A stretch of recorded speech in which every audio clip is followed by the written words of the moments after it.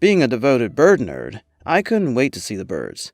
I had heard macaws squawking the sun into the sky, along with the howler monkeys before the sun even came up.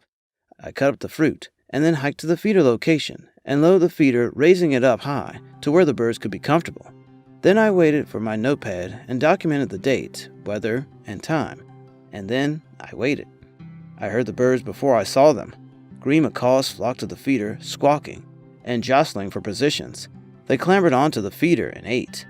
I documented their behavior and interactions. I laughed at their antics, and I swatted the bugs. The rest of the day was spent doing site maintenance and entering information into the computer. I spent the other days during the week doing basically the same thing.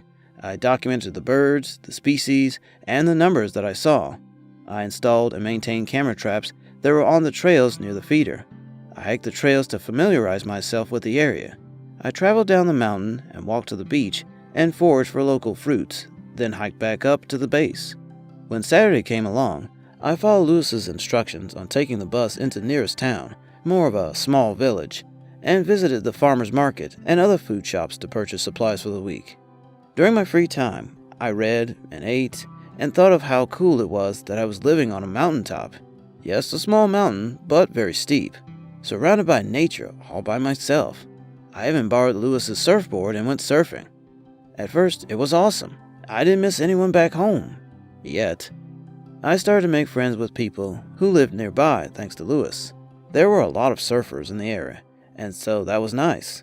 They would sometimes come to visit me up on my mountaintop. I actually loved being with the wildlife more than anything. It was peaceful and joyously noisy at the same time. I spoke to my parents and sister about twice a week. I emailed my friends back home as well. That worked great for a month or so, until my birthday rolled around. Then I felt lonely for them all, especially my sister Ernesto. Weird, right? I couldn't wait to be out on my own in the middle of the jungle that I loved so much growing up, and now I really missed all those people that I couldn't wait to be away from. As the holidays approached, I felt sad that I wasn't going to see them. I hadn't thought about that when I had applied for the internship. I hadn't thought about it when I was accepted for the internship. I hadn't even thought about it when I was leaving home to come here. I hadn't thought about what it would feel like spending a holiday away from those people that I loved.